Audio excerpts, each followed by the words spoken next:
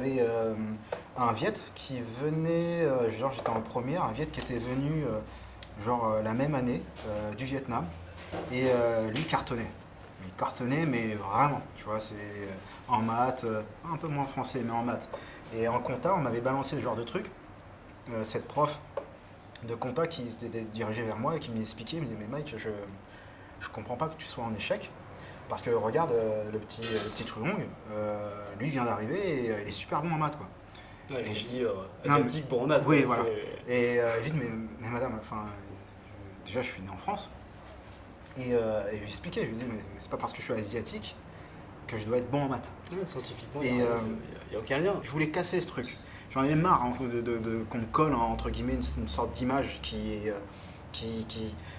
ne m'appartenait pas. Ce qui m'a le plus influencé, c'est que mes amis commençaient à sortir avec des petites copines, quoi. Ils attiraient les filles. Et pas moi, parce que j'avais une image du mec qui attirait personne. Tu faisais plus jeune que ton âge. Je faisais plus jeune, puis j'étais timide, je parlais pas avec eux, ou quand je parlais, je rougissais. J'étais au premier rang, je levais la main, machin, mais je voulais casser cette image. Ouais. Et du coup, au lycée, ça. T'as commencé à boire et t'enfoncer dans commencé- l'alcool. à me droguer. Ça rigole quoi? Hey! Là? Merci.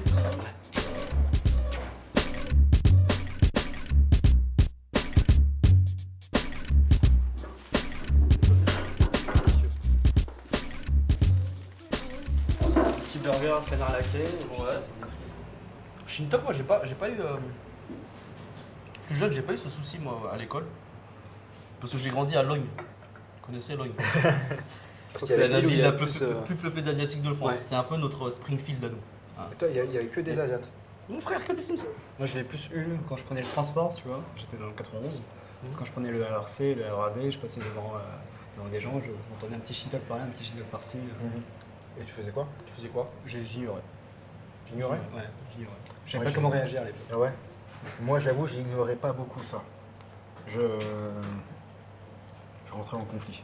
Sans venir aux mains, mais leur faire comprendre que, un, j'ai entendu, deux, que c'était désagréable, et que trois, fallait pas continuer. Voilà.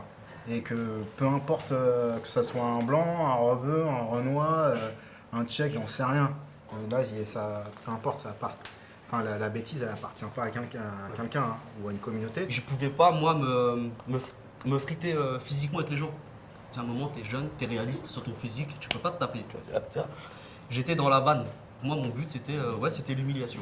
Après, oui, quand j'ai réussi à séduire des filles, puis maintenant des femmes, c'est oui, beaucoup par le bagou, etc. C'était pas genre, hey, t'es moi, c'est asiate. Ah, beau gosse. Tu vois? Voilà. Après, lui, c'est différent parce que toi, t'es tismé un peu. Mais si. non, ça Eh, rien. la caution tismée, c'est toujours Je bien. suis d'accord avec lui. Hein. De quoi? Pour le coup, t'as une mâchoire carrée. Ça veut rien dire du tout. Ouais, Ça veut rien dire du tout. Très, La modestie. La première copine, c'était pas une chinoise, c'était pas une asiatique. Elle était française-italienne. Et en fait, on était amis à la base, j'étais friendzoné si tu veux. J'étais un peu dégueulasse en seconde, et en première, je me suis quand même amélioré. Et j'étais plus ouvert, je discutais mieux. Et puis j'étais sorti du coup avec ma meilleure amie. J'ai pas de type précis de meuf que je kiffe, non, mais par contre, les meufs asiates ne m'ont jamais approché une seule fois. C'est vrai? C'est même pas. Pareil. C'est Ça te pareil, tire. dans le côté, ouais, friendzone. Non, moi, je suis bien Si, dans si. ma mixité. Moi, je suis content, moi, de... Bah, tu peux être mix, hein. Une asiate, Bon. ça peut être. Ouais, une mais c'est indonésienne, ça peut être, mais c'est moins drôle. Pourquoi? Je sais pas. Si je sors avec une Algérienne et qu'elle va se mettre à parler vite, je dis ah c'est mignon. Si elle est vite et qu'elle se met à parler vite, je dis ah on dirait ma Russe. Tu vois? Ouais. Je suis pas quelqu'un qui fait des histoires d'un soir, etc. Je suis pas comme ça. Les histoires d'un soir. On dirait un speed dating bizarre. Bah regardez là, Je suis pas très, non, mais j'aime bien construire quelque chose avec une fille, tu vois.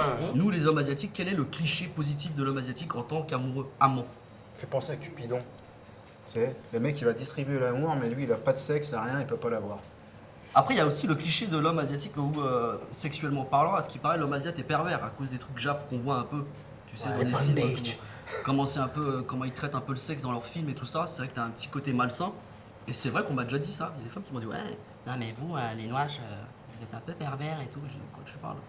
Ouais, les japonais et tout. Je suis pas japonais, rien à voir. Mais tu vois, par rapport à tous les clichés qu'on a tous, le cliché de la petite bite. Ok, j'ai l'impression que c'est un peu tabou pour certains, d'autres. Moi perso, je m'en tape. Moi, perso, je suis sorti avec plein de filles de toutes les origines. Ça m'a jamais posé aucun problème. Mais il est vrai que c'est un truc de mec. La taille de la bite, c'est un truc de mec. Ouais, j'ai une grosse bite et une petite bite. Puis la société aussi, tu vois, qui fait que. Je sais pas, on est dans cette course-là. C'est quelque chose qui est vraiment entraîné propre au masculin.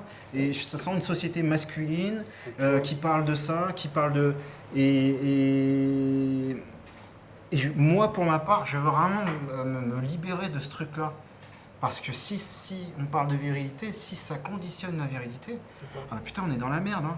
Parce qu'on n'est pas tous des hardeurs. Hein. Après, il est vrai que c'est un cliché qui existe. Qui existe et qui est répété sans cesse. Et qu'à chaque fois, on nous le répète. Et c'est aussi pour ça que quelque part, il n'y a pas d'homme asiatique en affiche qui va faire une pub de Dim. Hein, de Slibar, tu vois. Pourquoi tu me regardes moi Bah parce que t'es le plus viril de nous trois. Mais si, c'est toi qui as du sang de viril en toi. Ça fait 2 jours. Moi, ça fait 3 semaines que j'essaie d'avoir ça. Ok, ça fait 2 jours. Ça fait 3 ans. 3 ans, tu vois. C'est quoi l'image que tu as de l'homme viril? L'homme sportif, l'homme qui a un tatouage tribal dans le dos, qui est aventurier, qui prend des photos, qui aime faire de la moto. Si c'est tout ça, non, je suis pas viril. Ouais. Moi, j'aime bien faire à manger. Je fais le ménage, ça me dérange pas. Je repasse tout seul, tu vois. Donc, je suis peut-être le viril 3.0. Toi, tu te sens viril aujourd'hui? Bah ouais, je suis un bonhomme, mais comme je te dis, ça dépend de l'image. Ouais. Moi, je suis pas le viril de la pub Menen. Tu me parles de culture coréenne, ok, le cinéma, c'est un truc de ouf. Okay.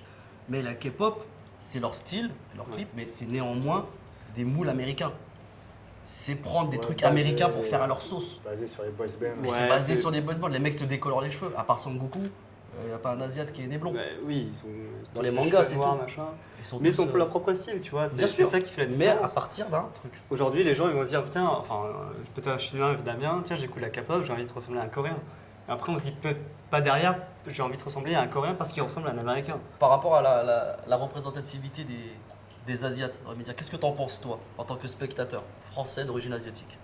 Comment tu ressens tout ça? Moi, je vois très peu d'hommes asiatiques dans les premiers rôles en termes de. Enfin, où l'homme asiatique, c'est un héros qui va sauver le monde, si tu veux. Pourquoi on ne met pas de rôle asiatique dans des rôles importants ou quoi, dans des fictions intéressantes et importantes à grande audience? Parce que pour eux, toi, Daniel, tu ne consommes pas. Tu ne vas pas au cinéma. Et les autres, Brigitte ou les autres, ils vont pas comprendre. Ils vont dire, mais pourquoi il y a un Asiate? Qu'est-ce qui se passe? Si, il y a un Asiate seulement quand le personnage amène sa chérie dans un restaurant coréen. Le serveur, voilà, et qu'il y aura un serveur asiatique. Mais on dirait qu'on n'a pas de sentiment, tu vois. Quand on me demande, tout à l'heure je te parlais de l'accent, pendant un casting, on me l'a demandé. Oui, alors est-ce que tu peux faire l'accent, s'il te plaît? Oui, pourquoi?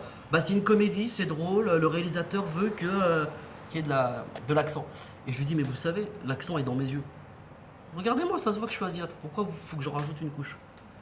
C'est stupide. On aimerait juste interpréter des personnages, être au service d'une histoire, être au service d'un film.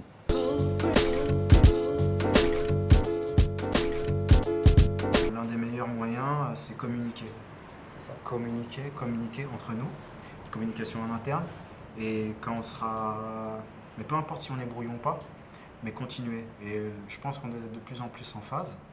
Et les gens vont commencer vraiment à nous voir, à nous écouter. Je pense que c'est vraiment ça, à nous voir, on est là, qu'on le veuille ou non, mais nous écouter. Arrêter d'être privé de parole, parce qu'on se l'est privé aussi nous-mêmes. C'est ça. Faut être réaliste aussi. Bien sûr, c'est un peu de notre nos faute parents. aussi, bien sûr. Mais là, on est de cette génération-là qui fait que les choses changent. On est tous ensemble. Et là, j'ai remarqué, depuis cette année, on commence tous à comprendre que faut que cette force, tu vois, hop, qu'on se mette comme des Legos, les uns à les autres ensemble, et qu'on discute afin de faire avancer tout ça, en fait. Et aussi, on a des outils aujourd'hui qui nous permettent de plus facilement diffuser des messages. La communication, ça passe aussi par les réseaux sociaux. Ouais, bien sûr. Il y a 5 ans, il y a 10 ans, c'était pas aussi performant qu'aujourd'hui. Chacun, à notre échelle, on peut faire des petites actions comme ça qui permettent de contribuer, comme tu as dit, à la construction de ce Lego, Bien sûr. globalement, et à changer. Et surtout, les prenez idéaux le sur les on est ensemble.